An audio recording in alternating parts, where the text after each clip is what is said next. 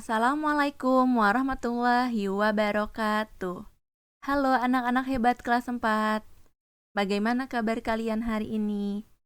Semoga kalian dalam keadaan sehat dan selalu dalam lindungan Allah. Ya, masih tetap semangat ya belajar hari ini. Hari ini kita akan belajar tema 4, subtema 3 dengan muatan pelajaran ilmu pengetahuan alam. Mari kita mulai pembelajaran ini dengan membaca basmalah. Bismillahirrahmanirrahim. Baik, KD yang akan kita pelajari yaitu KD 3.7 menjelaskan pentingnya upaya keseimbangan dan pelestarian sumber daya alam di lingkungannya. Hutan merupakan salah satu sumber daya alam yang dapat diperbarui.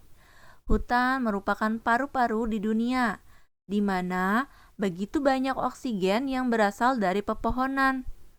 Selain itu, hutan menjadi sumber ekonomi bagi manusia.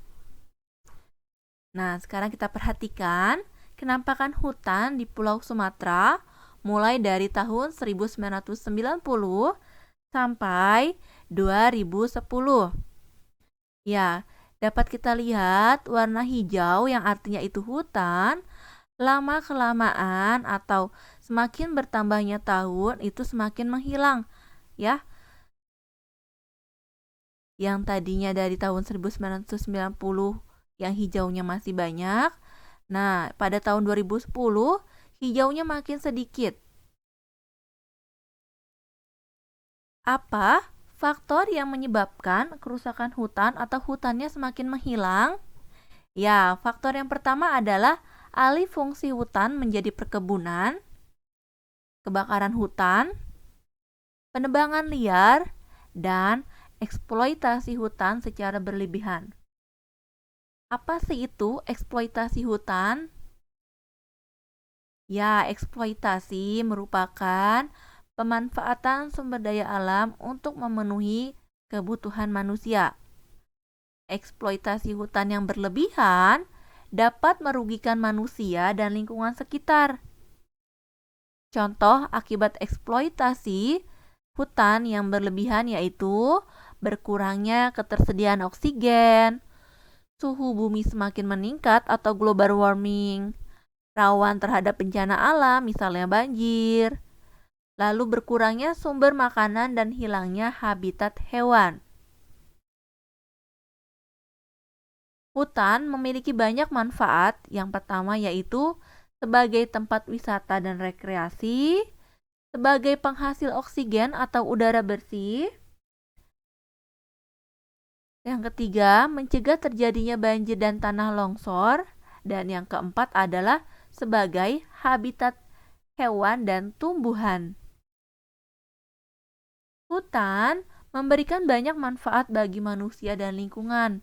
Oleh karena itu, kita wajib menjaga kelestarian hutan dengan cara sebagai berikut. Yang pertama, melakukan reboisasi atau penanaman kembali. Yang kedua, menerapkan sistem tebang pilih. Yang ketiga, menerapkan sistem tebang tanam. Yang keempat, memberikan sanksi yang tegas terhadap pelaku perusak hutan. Yang kelima, tidak membuang sampah sembarangan. Yang keenam, melindungi habitat yang ada di hutan. Yang ketujuh, tidak mencoret-coret pohon. Yang kedelapan, mengurangi penggunaan kertas. Yang kesembilan, mengidentifikasi dan mencegah kebakaran hutan. Yang kesepuluh, melakukan penyuluhan tentang pelestarian hutan kepada masyarakat. Ya, dalam kehidupan sehari-hari, kita perlu menjaga keseimbangan alam yang telah memberikan manfaat buat kita. Salah satunya adalah dengan membiasakan memilah sampah dan membuangnya pada tempatnya, sehingga tidak dapat menimbulkan dampak buruk bagi lingkungan. Sampah merupakan sesuatu yang dibuang dari proses produksi yang sudah terjadi, baik itu berasal dari kegiatan industri maupun dari kegiatan rumah tangga. Nah, ada berbagai macam jenis sampah.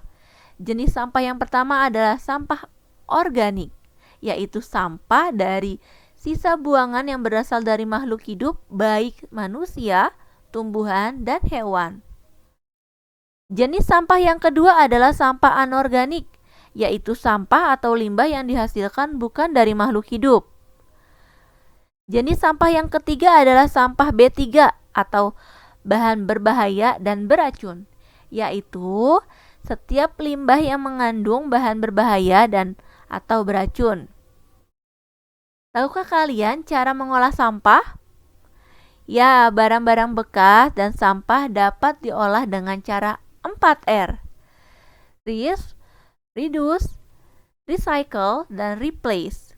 Reuse artinya memakai kembali, reduce artinya mengurangi pemakaian, recycle artinya mendaur ulang, and replace adalah mengganti ulang. Ya, reuse artinya menggunakan kembali sampah yang masih dapat digunakan untuk fungsi yang berbeda atau untuk fungsi yang sama. Contohnya, menggunakan kaleng bekas cat untuk dijadikan tempat sampah atau pot tanaman. Contoh yang kedua, menggunakan koran bekas untuk dijadikan sampul buku. Selanjutnya ada reduce, artinya mengurangi potensi benda yang telah digunakan menjadi sampah. Sampah yang dibuang ke lingkungan harus sedikit mungkin. Contohnya yaitu membawa air minum dalam botol sendiri daripada membeli air minum dalam kemasan. Adapun contoh yang kedua adalah membawa tas kain saat berbelanja. Recycle artinya mengolah kembali sampah menjadi barang atau produk baru. Contohnya yang pertama adalah mengolah sampah organik menjadi pupuk kompos. Contoh yang kedua adalah membuat prakarya dari koran bekas. Selanjutnya adalah replace, artinya mengganti benda yang biasa digunakan dengan benda yang ramah lingkungan. Contohnya, memilih menggunakan sapu tangan daripada tisu. Ya, menjaga kebersihan lingkungan dengan cara mengolah sampah secara baik merupakan salah satu bentuk ibadah kita kepada Allah. Allah menyukai keindahan, dan keindahan itu bisa terwujud karena ada faktor kebersihan. Tidak mungkin jika suatu tempat yang kotor akan terlihat indah.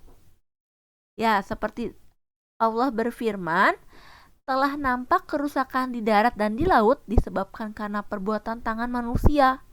Allah menghendaki agar mereka merasakan kebahagiaan dari akibat perbuatan mereka agar mereka kembali ke jalan yang benar. Dalam Quran surat Ar-Rum ayat 41. Ya, sekian pembelajaran kita pada hari ini. Semoga dapat dipahami dengan baik dan dapat bermanfaat. Terima kasih anak-anak hebat. Wassalamualaikum warahmatullahi wabarakatuh.